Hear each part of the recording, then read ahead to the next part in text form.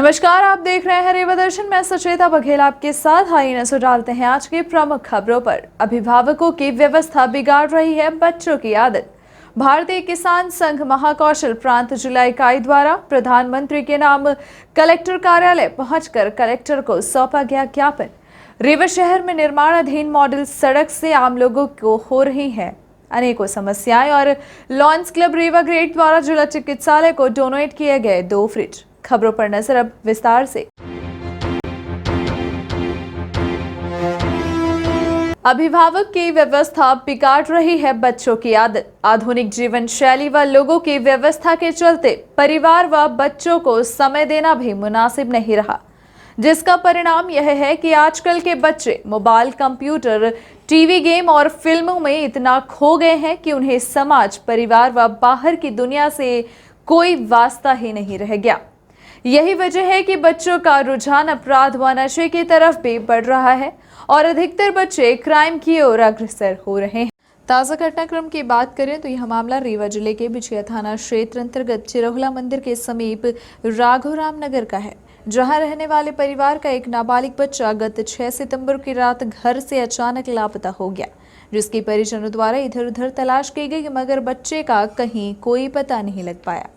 बताया जा रहा है कि बच्चे के पिता नहीं है, मां बस घर में रहती है। घटना के बाद सुबह बच्चे की मां बिछिया थाने पहुंची और बच्चे के गुम होने की शिकायत थाने में दर्ज कराई। इधर शिकायत दर्ज होने के बाद पुलिस ने बच्चे के मोबाइल से उसका लोकेशन ट्रेस किया तो बच्चे की लोकेशन मैहर आ रही थी, जिसके बाद लोकेशन को ट्रेस करते हुए बिछिया थाना प्रभारी जगदीश ठाकुर द्वारा बिछिया वरिष्ठ अधिकारियों के निर्देशन पर मैहर पुलिस व जीआरपी की मदद से ट्रेन से बच्चे को दस्तयाब किया गया। इधर मैहर से पकड़े गए नाबालिग बच्चे के पास से एक बड़ा बैग मिला है, जिसमें लाखों रुपए कीमत के जेवरात व 24,000 रुपए नगद बरामद किए गए हैं। साथ ही बच्चे के पास से दिल्ली निजामुद्दीन का टिकट भी बरामद किया गया है। घटना के संबंध में बिछिया थाना प्रभारी जगदीश ठाकुर से बात की गई तो उन्होंने बताया कि इसके पहले भी बच्चे द्वारा कई बार घर में चोरी की वारदात को अंजाम दिया जा चुका है। इस बार तो हद ही हो गई जब बच्चा घर से तकरीबन 4 लाख रुपए कीमत का गहना व 25,000 रुपए लेकर घर से दिल्ली जा रहा था, जिसे पुलिस ने तत्परता के साथ दस्तयाब कर लिया है। ऐसा माना जा रहा है कि इस मामले में अगर पुलिस तत्परता न दिखाती तो हो सकता है कि कोई बड़ा हादसा हो जाता, क्योंकि बच्चे के पास बड़ी तादाद में नकदी समेत तकरीबन 4 लाख रुपए कीमत के जेवरात थे। इस तरह की घटनाओं को देखते हुए बिछिया थाना प्रभारी जगदीश ठाकुर ने समस्त परिजनों से आग्रह किया है कि अपने व्यस्ततम समय और बिजनेस व नौकरी के साथ कुछ समय बच्चों के साथ बिताएं और उनकी गतिविधियों के संबंध में भी समझें, ताकि बच्चे गलत राह पर न जाने पाए। नाबालिग लड़का है जो आज मॉर्निंग में परिवार को बिना बताए जो है निकल गया था। बाद में परिजनों द्वारा सूचना में ये मिला कि जो लड़का घर से सोना, चांदी, कुछ जेवरात और कैश जो है 25,000 रुपये लेके निकला है, जिसकी सूचना थाना बिछिया को मिलने पर थाना बिछिया पुलिस के द्वारा तत्परता से कार्रवाई करते हुए वरिष्ठ अधिकारियों के निर्देशन में इसका पता तलाश की गई। तो इसकी साइबर के कई बार लोकेशन लेने के बाद इसकी लोकेशन आपकी मैहर आने पर टीम को रवाना किया गया, जहां पर इसकी जो है लोकेशन क्लियर हुई, दस्तयाब हुआ और उससे ये जो संबंधित सामान ले गया था माल भी बरामद हुआ। क्या माना जा रहा है कि बच्चा घर से नाराज़ होकर गया था कि ये उनके माता पिता उन्हें डांटा था, या वो अपने मन से ही बच्चा चल दिया? चूँकि परिजनों द्वारा जानकारी मिली है कि कोई डांट डपट नहीं की गई है और ये कहा गया कि पूर्व भी ये बच्चे के द्वारा कई बार घर से सामान और पैसा जो है चोरी करने जैसी हरकत की गई है और कई बार सामान यहाँ घर से ले जाकर बेचा गया है दूसरी जगह पे। तो उसी तारतम्य को लेकर ये जो है जानकारी मिली और उसी आधार पर काम किया गया और लड़का बरामद हुआ, तो माल ही बरामद हो गया। बच्चे के पास रेलवे का टिकट मिला है, क्या है टिकट का मामला? जी हाँ, ये बच्चा दिल्ली आने की फिराक में था और उसके पास एक निजामुद्दीन का जो टिकट बरामद हुआ है और उससे पूछा भी गया कि क्यों जा रहे थे, तो उसने कारण बताना नहीं बता पा रहा है और उससे भी पूछताछ जारी है कि क्या कारण था कि इतना सामान लेकर घर से निकला है। कार्यालय पहुंचकर रेवा कलेक्टर को सौंपा गया ज्ञापन। ज्ञापन सौंपते हुए किसानों ने मांग की है कि किसान को उसकी उपज का लागत के आधार पर लाभकारी मूल्य सुनिश्चित कराया जाए। इसके अलावा भी प्रधानमंत्री के नाम सौंपे गए ज्ञापन में कई बिंदु रखे गए हैं। ज्ञापन सौंपने कलेक्ट्रेट पहुंचे भारतीय किसान संघ महाकौशल प्रांत के पदाधिकारियों ने प्रधानमंत्री का ध्यान इस दिशा में आकृष्ट कराया।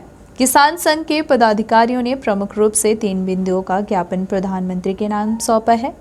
किसानों ने क्या मांग रखी है, आइए इस संबंध में किसानों से जान लेते हैं। सौंपे गए ज्ञापन के संबंध में तहसीलदार यतीश शुक्ला ने कहा कि ज्ञापन ले लिया गया है, जिसे प्रशासन द्वारा पीएमओ के लिए भेजा जाएगा। भारतीय मजदूर संघ ने एक 10 दिवसीय धरना देकर आपको ज्ञापन सौंपा है, तो क्या मांगे थी उनकी और क्या उनको आश्वासन मिला? ये भारतीय किसान संघ महाकौशल प्रांत की जिला रीवा इकाई के द्वारा पर माननीय प्रधानमंत्री महोदय के नाम पर कलेक्टर सर के माध्यम से ज्ञापन प्रस्तुत किया गया है। ज्ञापन जो इनका है, ये 4 बिंदुओं पर ज्ञापन प्रस्तुत किया गया है। ज्ञापन का जो मुख्य बिंदु है वो ये है कि जो वर्तमान MSP प्रचलित है बाज़ार में, वो वर्तमान अर्थव्यवस्था या जो भी मौद्रिक दर है उससे काफ़ी कम है। मतलब कि वो न्यूनतम समर्थन मूल्य जो है वर्तमान की मुद्रास्फीति की दर को नहीं प्राप्त कर पा रहा है। वो ये चाहते हैं कि जो MSP है वो लाभकारी बनाया जाए, जिससे कि किसानों को अधिकतम लाभ प्राप्त हो सके और कृषि जो है वो लाभकारी धंधा बन सके। तो कैसे रीवा शहर में निर्माणाधीन मॉडल सड़क से आम लोगों के हो रहे हैं हाल बेहाल। मॉडल सड़क लोगों के लिए किस तरह से मुसीबत का सबब बन गई है, यह तो रीवा वासी ही जानते हैं, जहां के लोग आए दिन इस सड़क के चलते ही सड़क दुर्घटना के शिकार हो रहे हैं। यही नहीं, इस सड़क से गुजरने वाले लोग धूल मिट्टी व डस्ट से सराबोर हो जाते हैं, जिसकी वजह से दमा व श्वास की बीमारी का भी लोग शिकार होते जा रहे हैं। मॉडल सड़क के संबंध में भारतीय किसान यूनियन मध्य प्रदेश के अध्यक्ष व राष्ट्रीय किसान समन्वय समिति के सदस्य किसान सुब्रत मणि त्रिपाठी ने आयुक्त रीवा संभाग एवं जिला प्रशासन से मांग की है कि चुरहटा से रतहरा तक की मॉडल रोड का शीघ्र अवलोकन कर सड़क को सुचारू रूप से चलने लायक बनाया जाए और जिम्मेदारों पर आवश्यक कार्यवाही की जाए। साथ ही दिशा निर्देश जारी किया जाए कि बनाई जा रही सड़क व नाली की गुणवत्ता की भी जाँच कराई जाए और यह भी सुनिश्चित किया जाए कि जितनी सड़क को पहले से बनाने खोदा गया है, उसके बनने के बाद ही आगे की सड़क को निर्माण के लिए खोदा जाए। किसान नेता सुब्रत मणि ने कहा कि लगातार इस दिशा में अनदेखी की जा रही है। पहले से बनाने के लिए खोदी गई सड़क को अभी तक पूरा नहीं किया गया और उसके आगे खुदाई शुरू कर दी गई है। और तो और स्वयं रीवा संभाग आयुक्त निवास के सामने से गुजरने वाली सड़क को खोदा जा रहा है। सड़क न बनने से आम जन कितना परेशान है, उसके बाद भी जिले में सक्षम अधिकारी एवं राजनेता आखिर चुरहटा से रतहरा तक की मॉडल सड़क को सुचारू रूप से न बनने में आ रही बाधा को दूर क्यों नहीं कर रहे, यह समझ से परे है। किसान सुब्रत ने रीवा संभाग के आयुक्त एवं जिला प्रशासन से मांग की है कि एक बार चुरहटा से रतहरा तक की निर्माणाधीन सड़क नाली का अवलोकन कर लिया जाए और जो भी कार्य करने लायक हो उसे तत्काल कराए जाने का निर्देश जारी कर सड़क को सुचारू रूप से चलने लायक बनाया जाए, ताकि आम जनता को मुसीबत से मुक्ति मिल सके। आप खुद सुनिए इस मॉडल सड़क के संबंध रीवा से चुरहटा तक की ये मॉडल सड़क है। हमें जो समाचार पत्रों के माध्यम से सबके माध्यम से पता चलता है तो शायद ये मध्य प्रदेश नहीं देश की सबसे महंगी सड़क है। 13 किलोमीटर की सड़क 100 करोड़ रुपए में बनने जा रही है। 2 से 3 साल 4 साल हो गए होंगे और पता नहीं कब बनेगी। इस सड़क में बनी हुई नालियाँ कहीं अधूरी बनी हैं।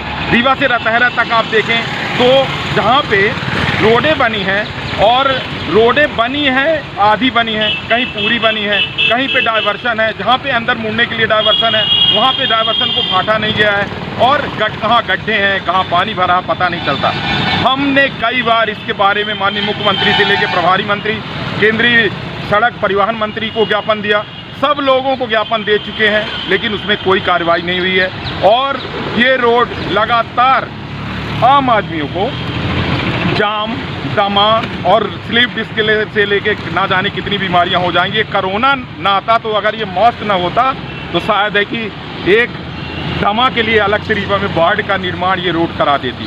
हम आपके चैनल के माध्यम से माननीय जिला प्रशासन से, कमिश्नर साहब से मांग करते हैं कि एक बार आप PWD के अधिकारियों को, ठेकेदार महोदय को लेके 13 किलोमीटर की रोड का निरीक्षण कर लीजिए और देख लीजिए जहाँ पे जो रोड में कमियां हो उसे दूर करिए।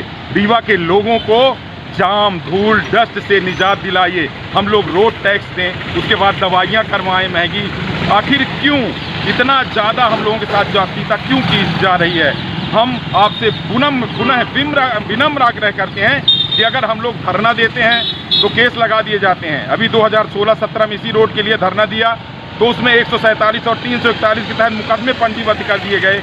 हमारे ऊपर चंद्रमणि शुक्ला जी के ऊपर, राम प्रकाश डैडू जी के ऊपर, अजय मिश्रा बाबा जी के ऊपर, राम भुवन पांडे जी के ऊपर साल भर हम लोग पेशियां करें तो फिर आज सोचिए प्रजातंत्र का क्या हाल होगा। जनता अगर अपने मुद्दों के लिए सड़क में बैठे तो उसके ऊपर मुकदमे लगा दें और प्रशासन के लोग और जनप्रतिनिधि लगातार इसकी उपेक्षा करें, देखें ना तो आखिर जनता कहाँ जाए। हम आपसे पुनः आग्रह करते हैं कि इस रोड को चलने लायक सुचारू रूप दिया जाए। इस रोड में टेंडर की क्या शर्तें थी, कितने सालों में रोड बननी थी, रोड की गुणवत्ता से लेकर नाली की गुणवत्ता सभी की जांच कराई जाए। और रोड चिकित्सालय को डोनेट किए गए 2 fridge. Lions club Rewa grade द्वारा जिला चिकित्सालय हॉस्पिटल पहुंचकर ओम प्रकाश आर्य की स्मृति में उनके परिवारजनों द्वारा कुशाभाऊ ठाकरे जिला चिकित्सालय को 2 फ्रिज दिए गए हैं। इस दौरान सर्जन डॉक्टर गुप्ता एवं डॉक्टर जूली उपस्थित रहे। इस अवसर पर उनकी पुत्री श्रीमती शशि कनोडिया एवं श्री प्रकाश कनोडिया, वीरेंद्र आर्य, क्लब अध्यक्ष lion Pratibha Tamrakar, honorary governor lion Lata Arya, zone chairperson lion Santosh Chamaria, lion A.K. Khan, lion Harishankar Dixit, lion Santosh Tamrakar आदि उपस्थित थे। सिविल सर्जन डॉक्टर गुप्ता ने सभी के प्रति आभार ज्ञापित करते हुए कहा कि हमें इन फ्रिजों की अत्यंत आवश्यकता थी। ये हमारे हॉस्पिटल में आपके लायंस क्लब के सहयोग से जो 2 फ्रिज हमें आज प्रदान किए गए हैं, इनको हम मेडिसिन रखने के लिए हमारे कई वार्डों में जो मेडिसिन अति आवश्यक जो रहती हैं, जो कि 2 से 8 डिग्री टेम्परेचर पर रहती हैं और कई वैक्सीन्स होती हैं, उनको रखने में हम इन फ्रिजों का उपयोग। पूछा तो इन्होंने कहा कि फ्रिज दीजिए। डॉक्टर जूली इन्होंने बहुत प्रेरणा दी। तो लायंस क्लब रीवा ग्रेड ने हमारी नंद हैं शशि जी, इनको कहा तो इन्होंने फिर कहा कि फ्रिज देंगे। कंबल वगैरह तो हमेशा होते रहते हैं, ये एक परमानेंट प्रोजेक्ट हो जाएगा। और यहाँ ज़रूरत थी फ्रिज की बहुत। माँ पिताजी की स्मृति में पिताजी भी बहुत समाज सेवी थे और वो दान वगैरह भी बहुत करते थे, गुप्तदान वगैरह हर चीज़ में उनका वो रहता था योगदान। क्या सोचा था आपने? तो उनके जाने में हमने यही सोचा था कि कुछ ना कुछ बड़ा परमानेंट के लिए कुछ काम करेंगे। किसके माध्यम द्वारा दिया है आपने? मम्मी पापा के माध्यम से लायंस क्लब के रीवा ग्रेड के। और इसमें सबको यहाँ पे ये जो हमारी भाभी वीरेंद्र भैया की जो सिस्टर, उन्होंने ये दान दिया है। और लायंस क्लब तो हमेशा ही कुछ ना कुछ हमेशा करता ही रहता है गरीबों के लिए, लेकिन ये बहुत ही अच्छी चीज़ है कि जो गरीबों के लिए यहाँ पे व्यवस्था नहीं हो पाती है, ब्लड वगैरह रखने के लिए कुछ फ्रिज ख़राब है यहाँ, तो ये एक अच्छा सहयोग दिया है। इसके पहले भी वाटर कूलर वगैरह हमारे सदस्यों के द्वारा दिया गया। कई गतिविधियाँ यहाँ आए दिन ज़रूरत के हिसाब से करते रहते हैं हम लोग। जो मानव सेवा यहाँ डॉक्टर कर रहे हैं, एक तरह से ये लायंस क्लब भी हमारी मानव सेवा में बहुत अग्रिम काम कर रही है, ये संस्था। धन्यवाद। कलेक्ट्रेट मोहन सभागार में जिम्मेदार अधिकारियों की Rewa collector doctor Ilaiyaraaja T ने ली अहम बैठक के दौरान जिला पंचायत मुख्य कार्यपालन अधिकारी स्वप्निल वानखेड़े, नगर निगम कमिश्नर मृणाल मीना के अलावा जिले भर के जिम्मेदार अधिकारी मौजूद रहे। जिला स्तरीय सलाहकार समिति DLCC के बैठक की अध्यक्षता करते हुए कलेक्टर डॉक्टर इलैयाराजा टी ने बैंकर्स को निर्देश दिए हैं कि वे जमा राशि के अनुपात में ऋण राशि स्वीकृत करें। समीक्षा के दौरान कलेक्टर ने असंतोष व्यक्त किया कि जमा राशि के अनुपात में बैंकर्स ने बहुत कम ऋण प्रकरण स्वीकृत किए हैं। उन्होंने कहा कि 13,771 करोड़ रुपए जमा के अनुपात में बैंकर्स ने केवल 4,215 करोड़ रुपए का ही ऋण स्वीकृत किया है, जिसके कारण जिले की CD रेशियो केवल 30.61 है, जबकि रिजर्व बैंक के मापदंड के अनुसार बैंकों का CD रेशियो 60% से ऊपर होना चाहिए। उन्होंने इस बात पर भी नाराजगी व्यक्त की कि कृषि सेक्टर में वार्षिक कार्य योजना 570 करोड़ रुपए की थी, जबकि कृषि सेक्टर में 3,870 लाख रुपए का ये ऋण वितरित किया गया। इसी प्रकार MSMI सेक्टर में वार्षिक कार्य योजना 8,141 लाख रुपए की थी, जबकि उपलब्धि निरंक है। शिक्षा ऋण की वार्षिक कार्य योजना 3,492 लाख रुपए की तैयार की गई थी, जबकि बैंकों द्वारा केवल 145.99 लाख रुपए का ही शिक्षा ऋण वितरित किया गया। उन्होंने कहा कि बैंकर्स हितग्राही मूलक योजनाओं के ऋण प्रकरण तुरंत वितरित करें। उन्होंने अनावश्यक रूप से अपने पास न रखें। कलेक्टर ने DLCC की बैठक में Punjab National Bank, Central Bank of India, UCO Bank, Bank of Baroda, Axis Bank, ICICI Bank, Punjab and Sind Bank, Bank of Maharashtra एवं HDFC बैंक के प्रतिनिधियों के न आने पर कड़ी आपत्ति की और 15 सितंबर को अपराह्न 5 बजे पुनः बैठक आयोजित करने के निर्देश दिए। कलेक्टर लयरा जटी ने प्रधानमंत्री रोजगार सृजन कार्यक्रम के अंतर्गत 158 लक्ष्य के विरुद्ध अब तक केवल 63 प्रकरण स्वीकृत करने तथा 23 प्रकरण वितरित करने पर निर्देश दिए। बैंकर्स प्राथमिकता के आधार पर प्रेषित प्रकरणों को स्वीकृत एवं वितरित करें। प्रधानमंत्री स्वनिधि योजना के अंतर्गत बैंकों द्वारा 9,056 प्रकरणों के विरुद्ध 3,130 प्रकरण स्वीकृत करने तथा 6,752 प्रकरण ही वितरित करने पर असंतोष व्यक्त किया और कहा कि बैंकर्स का नैतिक दायित्व है कि वे गरीबों के लिए पॉजिटिव होकर काम करें और उनको स्वरोजगार स्थापित करने के लिए प्राथमिकता के आधार पर ऋण वितरित करें। स्व सहायता समूह को बैंक से रिवॉल्विंग फंड एवं क्रेडिट लिंकेज करने की समीक्षा के दौरान कहा कि स्व सहायता समूहों को 9,165 लाख रुपए की सहायता दी जाना है। NRLM द्वारा 17,446.86 लाख के प्रकरण बैंकों में प्रेषित किए गए। बैंक द्वारा केवल 777 स्व सहायता समूह को 4,275.54 लाख के प्रकरण स्वीकृत किए गए हैं, जबकि 864 समूहों को 1,262.4 लाख रुपए वितरित किए गए। उन्होंने कहा कि बैंकर्स अपने ऋण प्रकरण वसूली के लिए पत्र भेजें। तहसीलदारों के माध्यम से RRC द्वारा वसूली करवाई जाएगी। इससे बैंकों को अपना ऋण NPA में डालने से मुक्ति मिलेगी। बैठक में नगर पालिका निगम के आयुक्त मृणाल मीणा, जिला panchayat CO Swapnil Wankhede, reserve bank के प्रतिनिधि सचिन सूले, अग्रणी जिला प्रबंधक अशोक मिश्रा, जिला व्यापार एवं उद्योग केंद्र के महाप्रबंधक UV तिवारी सहित समस्त बैंकर्स उपस्थित थे। 6 करोड़ की लागत से बनाए गए सीवरेज वाटर ट्रीटमेंट प्लांट का पूर्व मंत्री व रीवा विधायक राजेंद्र शुक्ल ने किया भूमि पूजन। आपको बता दें कि अमृत योजना अंतर्गत सीवरेज कार्य रीवा नगर में 6 करोड़ रुपए की लागत से प्रस्तावित 6 MLD क्षमता की STP का भूमि पूजन किया गया है। भूमि पूजन कार्यक्रम पूर्व मंत्री व रीवा विधायक राजेंद्र शुक्ल की गरिमामय उपस्थिति में किया गया। इस STP निर्माण से शहर से निकलने वाली नदी के पश्चिमी भाग के लगभग 60,000 आबादी को सीवरेज सुविधा का लाभ प्राप्त हो सकेगा। पूर्व में यह STP पद्मधर कॉलोनी के बाग में लगभग 1.5 एकड़ क्षेत्र में बनाई जाने वाली थी, जिसमें स्थानीय निवासियों की समस्या को देखते हुए जन समस्या की मांग के अनुरूप माइनिंग कार्यालय पडरा में जमीन चिन्हित कर भूमि पूजन कर निर्माण कार्य शुरू कराया जा रहा है। इस अवसर पर विधायक राजेंद्र शुक्ल ने कहा कि जनता के लिए विकास हेतु पैसे की कमी नहीं होगी। इस STP के निर्माण से 13,205 मकानों के रसोई, बाथरूम व शौचालय का पानी खुली नालियों में न जाकर फिल्टर प्लांट में जाएगा, जिससे गंदे पानी से निजात मिलेगी व बीमारियां कम होंगी।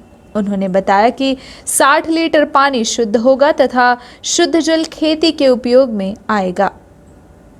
श्री शुक्ल ने कहा कि रीवा शहर में विकास के सभी कार्य प्राथमिकता से कराए जा रहे हैं। बाण सागर के पानी से जिले के किसान समृद्धशाली हुए हैं, उनकी क्रय शक्ति बढ़ी है। शीघ्र ही रीवा से वायुयान की सुविधा भी मिलने लगेगी। कार्यक्रम में प्रगति प्रतिवेदन प्रस्तुत करते हुए अधीक्षण यंत्री शैलेंद्र शुक्ल ने बताया कि सीवरेज ट्रीटमेंट प्लांट से 13,205 मकान की 60,025 आबादी लाभान्वित होगी। इस कार्य में 57,812 मीटर पाइपलाइन डाली जाएगी। इस दौरान के स्वप्न इंडियन लिमिटेड के प्रतिनिधि कार्यपालन यंत्री राजेश सिंह, सहायक यंत्री PN शुक्ला, पूर्व पार्षद प्रकाश सोनी, सतीश सिंह, रामबली पाठक, शेखर सचदेवा, संजू सिंह, RV शर्मा, बालेंद्र पांडे, उमर बहादुर सिंह, देवेंद्र द्विवेदी, रमेश मिश्रा, अरुण मिश्रा, चंद्रशेखर तिवारी, कमलेश्वर द्विवेदी, शिवम द्विवेदी उपस्थित रहे। आज का दिन पंधर कॉलोनी वालों को बहुत राहत देने वाला दिन है। पाठक जी खुद ही कह रहे हैं कि जैसे इतनी खुशी है कि जैसे भगवान राम का जन्म हुआ था दशरथ जी के यहाँ, उस प्रकार की, और सीने से एक पत्थर हट गया है। जब रीवा बाईपास का लोकार्पण हमने किया था तो मुख्यमंत्री जी से कहा था कि इस लोकार्पण से रीवा शहर को बड़ी राहत मिल रही है, क्योंकि 3000 ट्रक निकलते थे शहर से, तो जैसे किसी आदमी के छाती पे 50 किलो का पत्थर रख दो तो वो हमेशा परेशान रहे, और 50 किलो का पत्थर उसकी छाती से हटाने पे जो राहत उस व्यक्ति को मिलेगी, वो राहत आज रीवा शहर को मिल रही है जब रीवा बाईपास का लोकार्पण। तो उसी प्रकार से ये समस्या थी। एसटीपी भी बनना जरूरी है, नहीं तो जगह जगह पानी, गंदा पानी घरों से निकल के 10-25 घरों का पानी एक जगह भरा रहता है, उसमें मच्छर होते हैं, उसमें बीमारी फैलती है। साफ सुथरा शहर फिर हम नहीं कह सकते उसको। तो उसका तो समाधान यही है कि भूमिगत नाली की योजना बनाई जाए और घर से निकलने वाले गंदे पानी को ले जाके एसटीपी में पहुंचाया जाए, वहाँ पे उसका ट्रीटमेंट हो, शुद्धिकरण हो, और उसके बाद शुद्ध पानी बना के उसको नदी में भेजा जाए। ये कुल मिला के योजना है जो लगभग 200 करोड़ की है, जिसमें 6-7 एसटीपी बनने। तो एक एसटीपी पंधर कॉलोनी में तय कर दिया नगर निगम ने। अब ये योजना ऐसी है कि इसमें एनजीटी में भी हुआ तो मालूम पड़ा कि नगर निगम वाले बड़े खुश हुए, मुझे बताया कि एनजीटी में जीत गए। ओवरलोडिंग के खिलाफ खनिज विभाग की बड़ी कार्यवाही, तो ट्रेलर सहित 4 वाहन किए गए जब्त। यह कार्यवाही रीवा कलेक्टर डॉक्टर इलैया-राजा टी के निर्देशन पर अभियान चलाकर की जा रही है। खनिज विभाग द्वारा भार क्षमता से अधिक खनिज को लोड कर परिवहन करने वाले वाहनों पर कार्यवाही का अभियान चलाया जा रहा है। ओवरलोड वाहनों में एटीपी वाहन क्षमता की तो मिलती है, मगर अधिक लोड होने के कारण ग्रामीण मार्गों से गुजरने के कारण ग्रामीण सड़क मार्ग कमजोर हो जाते हैं। कुछ परिवहनकर्ता टोल टैक्स से बचने के लिए शॉर्टकट रास्ते पर आवागमन करने लगते हैं। इस समस्या को दृष्टिगत रखते हुए रीवा कलेक्टर द्वारा गंभीरता से लिया गया और अभियान चलाकर ग्रामीण रास्तों पर संयुक्त कार्यवाही किए जाने हेतु निर्देश दिए गए, जिससे इन ग्रामीण क्षेत्रों में कम भार क्षमता वाले मार्गों को सुरक्षित रखा जा सके। अभियान की इसी कड़ी में खनिज विभाग द्वारा आज गिट्टी से ओवरलोड 2 ट्रेलर यूपी 50 BT 9507 एवं यूपी 50 BT 7542 भार क्षमता से अधिक खनिज पाए जाने के कारण ग्राम छीजवार कोआड़ान एरिया से जब्त किए गए एवं पुलिस चौकीन अवस्था में सुरक्षित खड़े कराए गए। इसके साथ दादर पत्थरगढ़ी क्षेत्र में निरीक्षण के दौरान 2 ट्रैक्टर ट्रॉली को भी बिना एटीपी के पत्थर का परिवहन करते पाए जाने पर क्षेत्र में जब्त कर खड़ा कराया गया। कार्यवाही प्रभारी खनिज निरीक्षक वीर सिंह ठाकुर एवं नवपदस्थ फील्ड सिपाही रजनीश ओझा द्वारा की गई। इसके अलावा दूसरी टीम ने खनिज निरीक्षक आरती सिंह द्वारा मऊगंज के ग्राम हर्राहा में स्थित खदानों का संयुक्त सीमांकन किया, जिसमें सभी खदान धारकों को खुली खदान में मजबूत तार बाड़ी एवं संघन प्लांटेशन के लिए कहा गया एवं पूर्व में बिना अनुमति के पत्थर का उत्खनन प्रकरण में आज जुर्माना राशि भी वसूल की गई। आज की कार्यवाही में जब्त सभी वाहनों पर अवैध परिवहन का प्रकरण पंजीबद्ध किया जाएगा एवं संबंधित क्रशर संचालकों को भी नोटिस जारी किए जाएंगे। कार्यवाही का अभियान आगामी दिनों में भी जिले के अलग अलग स्थानों पर चलाया जाएगा। ये थी आज की प्रमुख खबरें। आगे की खबरों के लिए बने रहे रीवा दर्शन के साथ। दीजिए हमें इजाजत। नमस्कार।